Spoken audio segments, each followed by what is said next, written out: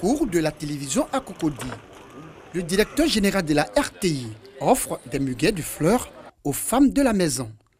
Directrice, chef de département, chef de service, assistante de direction, secrétaire, réalisatrice, camérawoman, journaliste, personnel de santé, agent de défense et de sécurité, techniciens de surface, mais aussi visiteurs.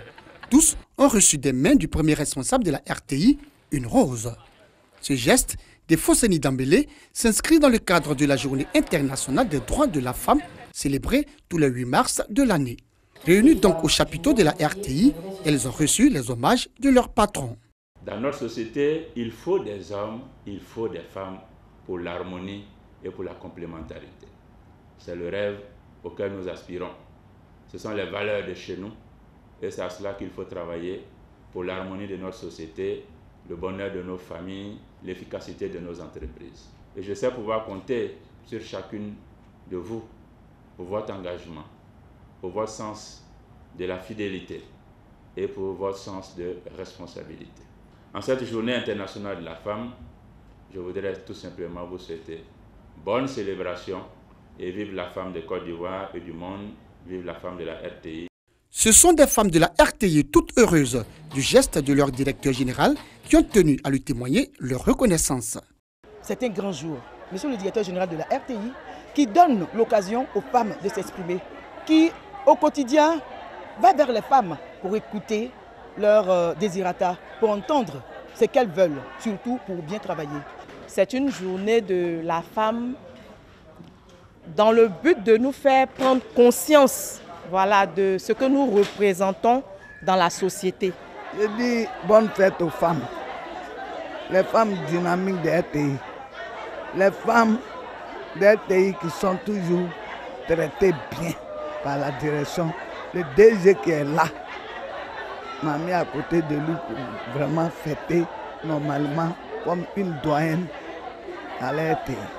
Le thème international de cette commémoration est « Je suis de la génération égalité, levez-vous pour les droits des femmes ». La promotion de la femme, un atout pour une paix durable en Côte d'Ivoire. C'est le thème retenu par le ministère de la Femme, de la Famille et de l'Enfant.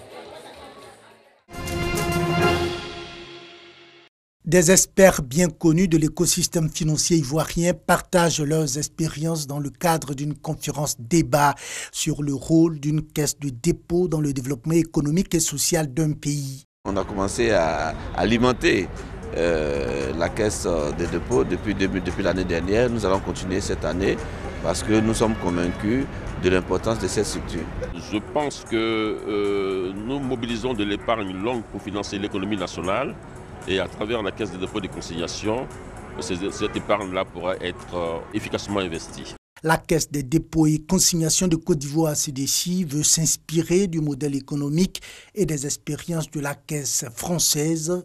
Éric Lombard, le patron de la caisse française, était d'ailleurs l'invité spécial de cette conférence débat. Lui et sa délégation ont partagé leurs expériences avec les acteurs de l'écosystème financier ivoirien et surtout leur optimisme pour l'avenir de la CDC.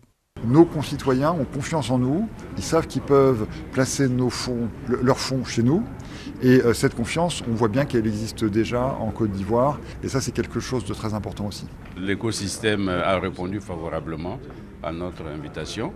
Et je pense qu'avec l'expérience de la partie française, nous avons beaucoup appris sur le rôle d'une caisse de dépôt dans le développement économique d'un pays. Du reste, selon des experts de la question, la caisse des dépôts et consignations de Côte d'Ivoire doit être animée par une ressource humaine compétente et capable de relever le défi de la bonne gouvernance.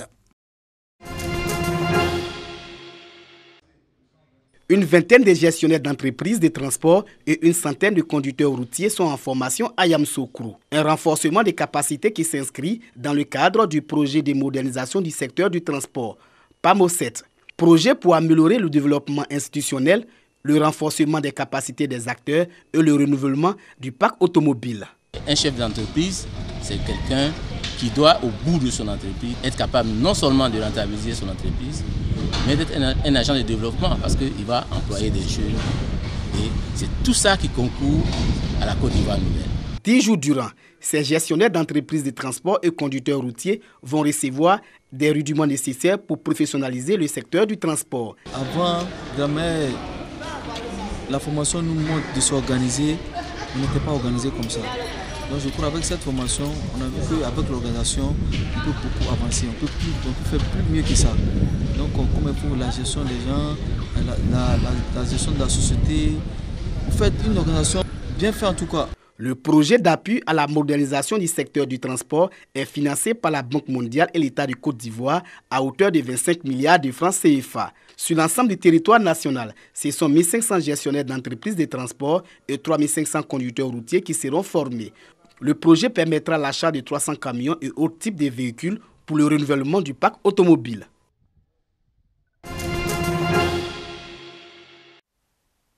Grand Bassam, chrétiens et musulmans côte à côte pour nettoyer les lieux de culte. Le maire Jean-Louis Molo, accompagné des leaders religieux, donne l'exemple.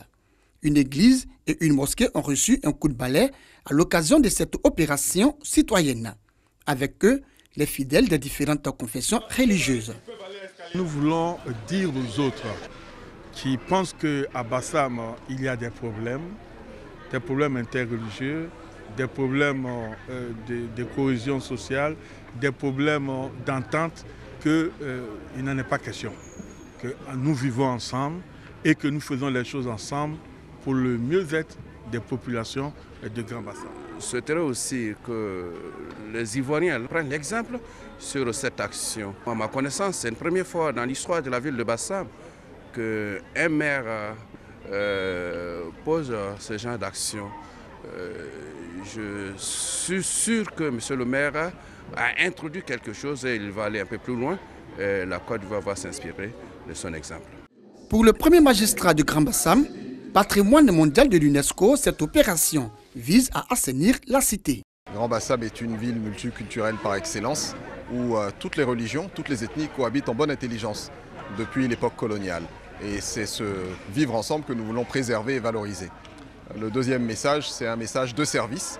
Il n'est pas courant de voir des élus, un maire, des conseillers municipaux, un curé, un imam, prendre des balais, prendre des râteaux, des pelles pour balayer et se mettre à la place de ceux et celles qui ont l'habitude de le faire.